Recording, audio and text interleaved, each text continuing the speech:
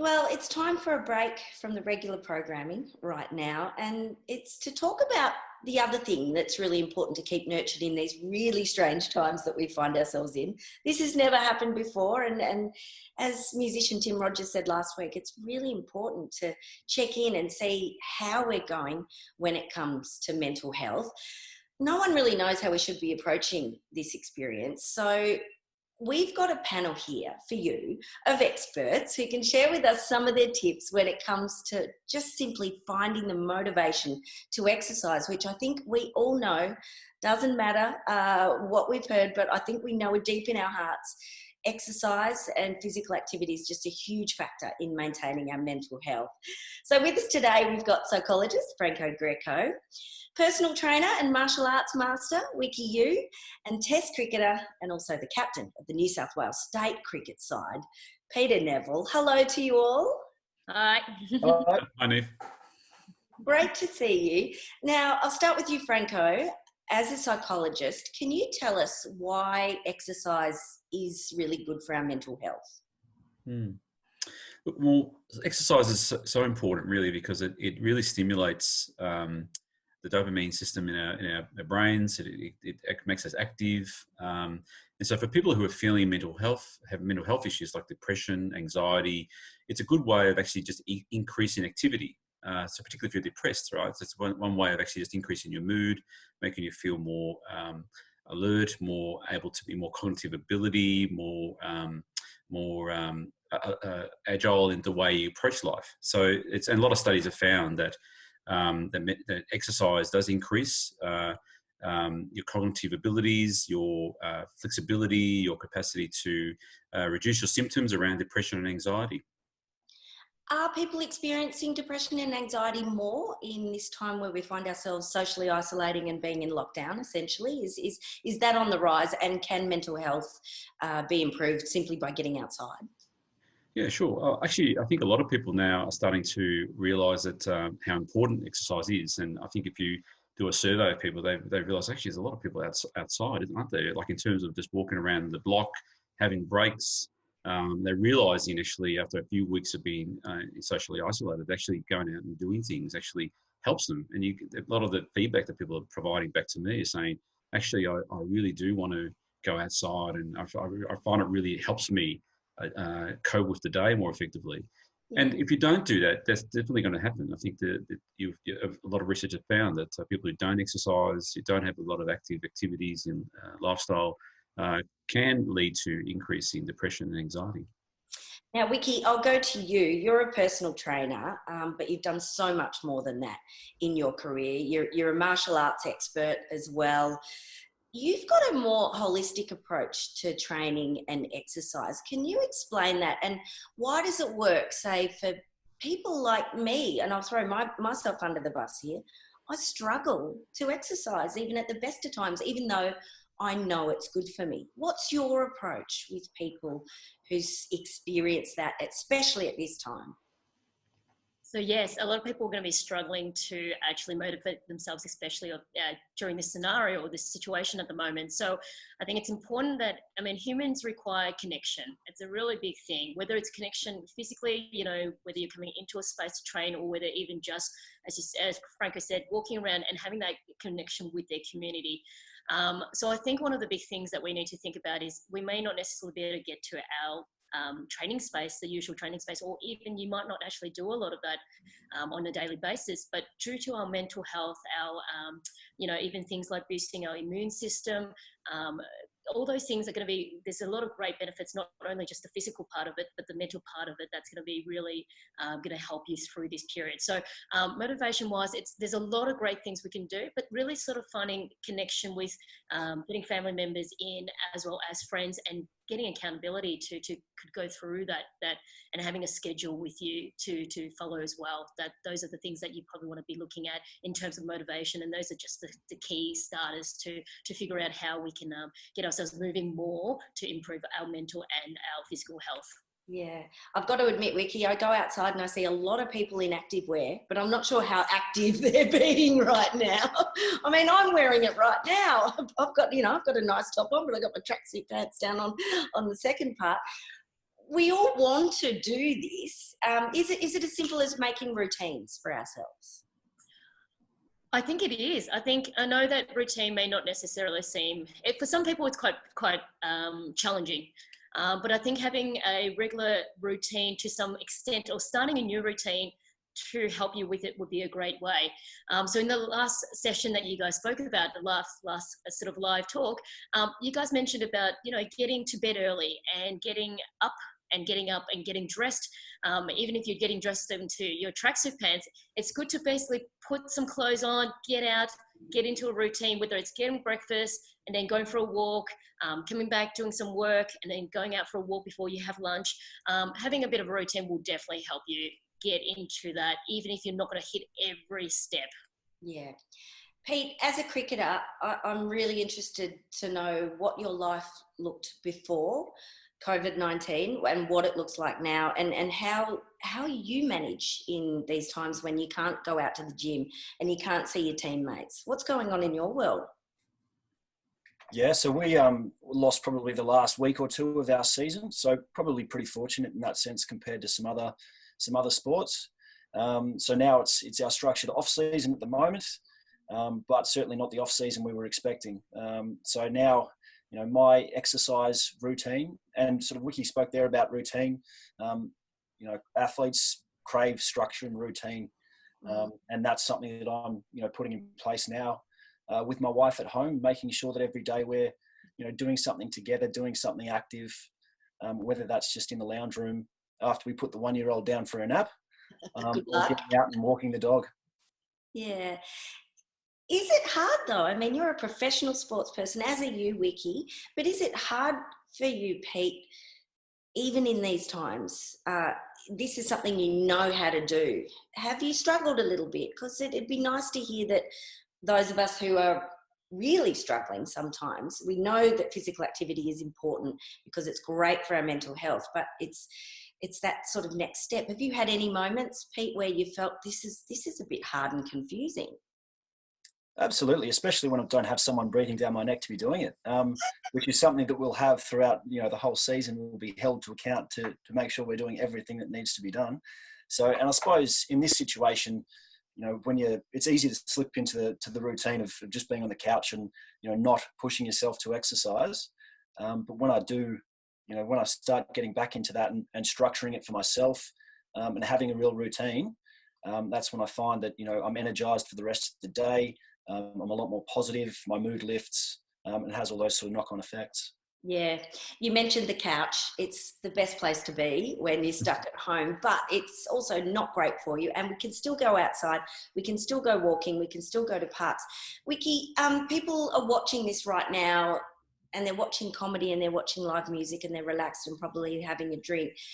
Why is this really important right now in these COVID-19 times? Why is it important to really consider physical activity in terms of our mental health? Well, it's, as you said, you're enjoying the routine or some of the music and you're kind of resting through, but it's really important to keep your routine up in terms of the mental and the physical part of it. It helps with, clarity, things like, you're thinking better when you're moving better, and even just exercising itself will challenge and create new neural pathways that actually helps with the brain. So if you're doing something that's going to be, whether it's learning how to juggle or learning to be on, crawling around, doing some of the basic things that we used to do, a lot of the things we aren't able to do normally. If we learn some new skills, it will actually help with our brain. When you do learn new things and you are achieving it, you're also going to be happy with yourself. And so it kind of goes into this cycle where, you don't necessarily have to set yourself a really hard task, and you might not necessarily want to go run 5Ks. It might literally be, hey, I might go for a walk with some of my, my housemates or my family member. And, just from that, you're getting to feel better. Your mental clarity is better. You're feeling better about it overall. And then that kind of has a roll-on effect as well. So that's what we're sort of wanting people to do, is to better just take one step at a time, one step at a day, and just keep working through it. Franco, from a psychologist's perspective, can you hack your brain? Can you change the way you think and hack your brain to encourage yourself to get out there? Is it possible? Yeah, it is possible.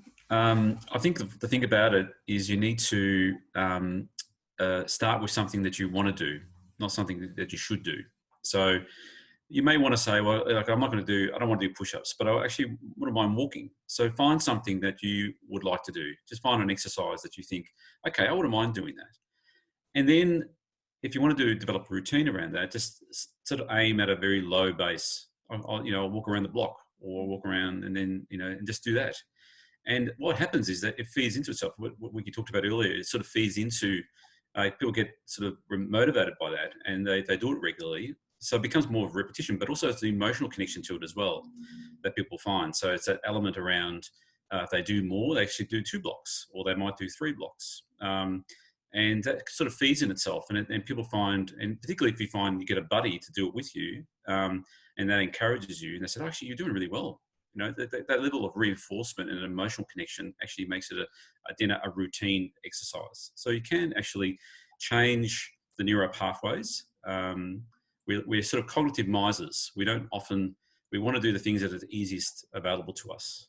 So aim low and do something and get connected with that exercise at a very low base. And then from there, build on from that. Yeah. Peter, you're at home and you're in charge of your own exercise now. And you mentioned walking the dog and doing some stuff in the lounge room, but are you doing anything else online? Are there any apps that you might recommend or some types of exercises that you can do that would help in times like these, that would get you moving, that you might have used? Yeah, well, funnily enough, my wife had a subscription to a program called 28 by Sam Wood. You might remember, I think he was The Bachelor or something like that. So, yeah. And that's great. So that all you need for that is just a little bit of space in your lounge room, and you can do it off your smartphone or your television. And I'd also say Instagram is a great way to find, some easy workouts that you can do at different, stages, different levels of expertise. That you can do with very little equipment, because I know I certainly have virtually nothing in the way of gym equipment at my house. And it's just good exercise that you can do with just body weight. Wiki, this is your domain. You consult online and you've pretty much flipped your business. You've pivoted your business in order to ensure that the people that you work with can still get the exercise that they need. For people like us sitting on our couches, having a drink, going, I should be doing that. Where do I go? Where do I start? Where do I start to create these new habits? As Franco said, it's really great to really start with something that you enjoy. Don't go out of the way where you're trying to find and force yourself to something that you don't enjoy. So if you love dancing, find something online that you can do that revolves around dancing. If you love, a bit of sweat, a bit of a cardio workout, go find something that's similar to that. There is a lot of things that Peter said online that's available. But I find that with certain clients, it's probably really important, or certain people, it's important to find maybe potentially somewhere that can start to get coaching with.